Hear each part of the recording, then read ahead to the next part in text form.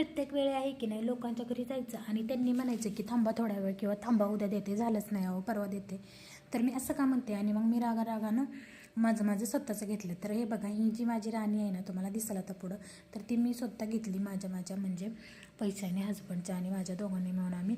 तर ना प्रत्येक वेळी म्हणजे लहान मुलं असलं त्यांच्या पॅन्ट वगैरे फाटतात किंवा जे काय असेल ते, किंवा आपल्याला सुद्धा साधी कुर्ती जरी आणली ना तरी फिटिंगला मला ना दुसऱ्यांच्या घरी जावं लागायचं. आणि ते एक महिना म्हणजे कुर्तीचं किंवा असलं काम जे टेलर आहेत ना ते अजिबात घेत नाहीत. किंवा म्हणजे आपण म्हणतो की नाही स्टिचिंगचं काम असतं की नाही, जे जुने कपडे स्टिचिंग, तसलं कोणीसुद्धा घेत नाही फिटिंगची कामं करायला किंवा काय.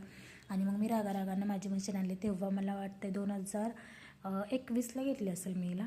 आणि त्या काळात ना मला वाटतं ह्याची किंमत 10,500 अशी काहीतरी पडली होती मला. सगळं पाटा वगैरे सगळं काही फुल सेटलची माझी मशीन आहे. आणि मग मी न क्लास करता असंच यूट्यूबवर वगैरे बघून ना मी माझे ब्लाऊज शिवायला लागले. आणि खूप बऱ्यापैकी मला चांगले म्हणजे मला वाटतं 4-5 ब्लाऊज पीस खराब केले. पण परत मला जेव्हा चांगले ब्लाऊज यायला लागले ना तेव्हा मी ब्लाऊज घरच्या घरी शिवायला लागले.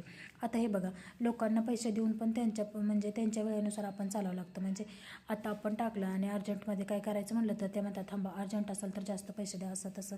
मग मी तुम्हाला सांगू का, माझे ब्लाऊज ना प्रत्येक ब्लाऊज मी आता माझे मी शिवते. मला वाटते 2023 2-1 वर्ष माझे असे गेले. पण 2023पासून माझं मी स्वतः ब्लाऊज शिवते. आता हे बघा, हा गडवालचा आहे, मी पप स्लीवचा शिवला आहे. ट्रेंडिंगमध्ये होतं एकदम. आता मी उद्या परवा किंवा म्हणजे कधी गावाला जाईल ना तेव्हा घातली ना मी तुम्हाला नक्की याच्यावरचा फोटो शेअर करीन. मला जमलं आहे की नाही मला नक्की सांगा. आता हे ना सगळे ठेवले होते कपाटामध्ये, त्यामुळं ना जरा थोडेसे चुरगळत, पण इस्त्री केल्यावर बऱ्यापैकी आणि खूप छान मला फिनिशिंग जमायला लागले. ते पण असंच यूट्यूबवर बघून आता जसं कापड असेल ना तसं फिनिशिंग आपलं येतं. म्हणजे एखादं जास्त सळसळतं कापड म्हणजे घसरडं कापड असेल ना तर फिनिशिंग आपलं चांगलं येत नाही. पण एखादं छान कॉटनचं वगैरे कापड असेल ना तेव्हा खूप छान फिनिशिंग येतं. किंवा मस्त काठपदर साडी असेल ना तेव्हासुद्धा खूप छान फिनिशिंग येतं. आता बघा, ही सळसळती साडी आहे. ही माझ्या मम्मीनं मला आमची गाडी पुजायच्या टायमिंगला घेतली होती तेव्हाच ही साडी आहे. तेव्हा पण ही साडी ट्रेंडिंगमध्ये होती. मला वाटते काहीतरी 2100 रुपयाच्या आसपास होती. आता बघा माझं फिनिशिंग कसं येतं आहे.